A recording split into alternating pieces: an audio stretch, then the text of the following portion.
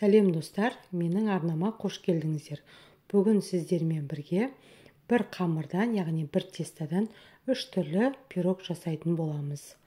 Видеоны толық қарап, менің арнама жазылуды ұмытпаңыздар. Алдымен қамырына қажетті заттар: жұмыртқа, сары май, шекер, ұн және қопсытқыш қажет болады. Бөлме температурасындағы сары майды таза ыдысқа салып, үстінен шекерді қоса отырып, шанышқымен дәл осылай видеодағыдай араластырып алыңыздар. Оның үстінен жұмыртқаның сарыуызын қосамыз. Біздер 3 пирогқа бірден қамырды дайындап аламыз, сондықтан да 3 жұмыртқаны бірден қосып салып алыңыздар. Енді електен өткізілген ұнға қопсытқышты қосып араластырып алыңыздар. Жаңағы дайындап алған қоспамыздың үстінен ұнды салып, қамыр елеп бастаймыз.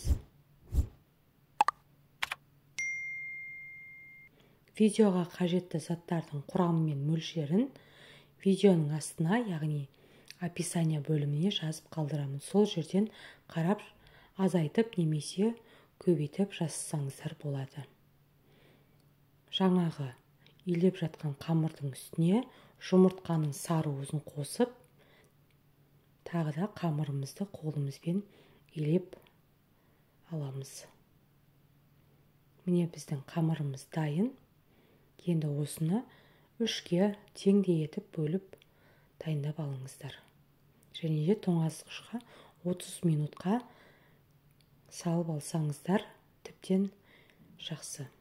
Алдымен бірінші пирогтың салмасын дайындаймыз. Ол үшін вареная сгущенка, жұмыртқаны таза ыдысқа салып, венчикпен араластырып алыңыздар.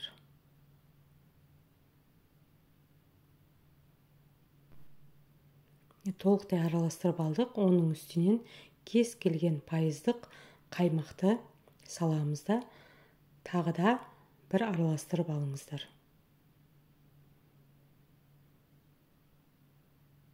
Міне араластырып алдық. Енді үстінен қант ұнтағы және де крахмал қосамыз. Кукурузный крахмал.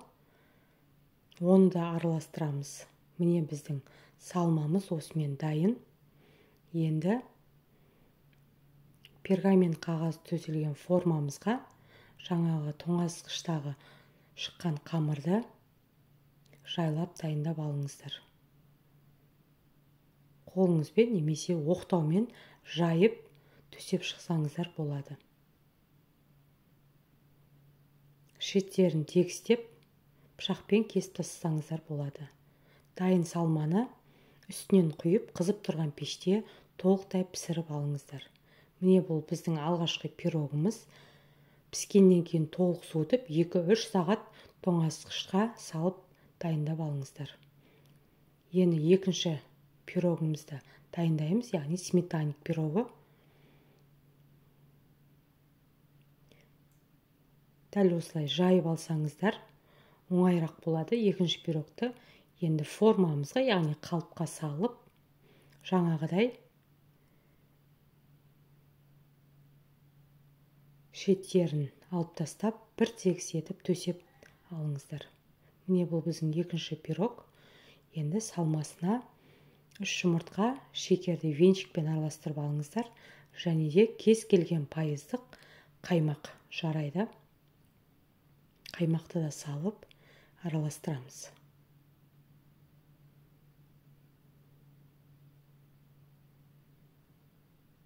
Оның үстінен кукурузный крахмал. Яғни тез дайын болу үшін кукурузный крахмалды көптеу қоссаңыздар да болады. Дайын болған салмамызды қамырдың үстінен құйып, бұл пирогты да қызып тұрған пеште пісіріп аламыз. Қалыптан шешіп, толық суытып, 2-3 сағат тоңазытқышқа қоямыз.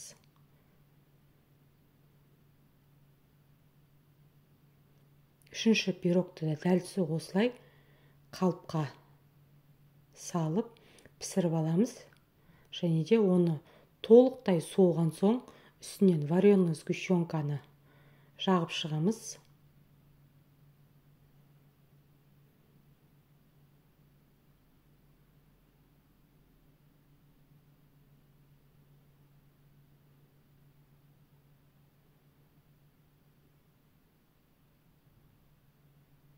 бананды қабығынан тазалап, турап үстіне жайғастырамыз. Яғни вареный сгущенканың үстіне банандарды тізіп қойып шығамыз.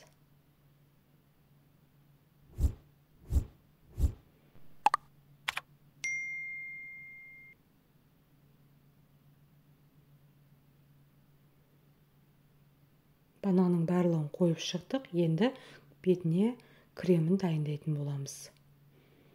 Ол үшін бізге салқын сливки қажет болады, және де қант ұнтағы.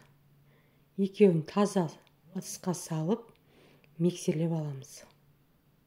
Алғашында миксердің төмен жылдамдығынан бастап, кейіннен жоғары жылдамдыққа көтере отырып, кремін дайындап аламыз.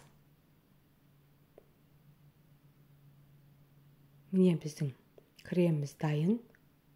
Енді осыны кондитерский мешокқа салып, үстінен кремді дәл осылай өздеріңіздің қалауларыңыз бойынша жағып шығамыз. Міне бұл біздің үшінші пирогымыз банафи пай. Міне біздің 3 пирогымыз да дайын. Сіздер де міндетті түрде жасап көріңіздер.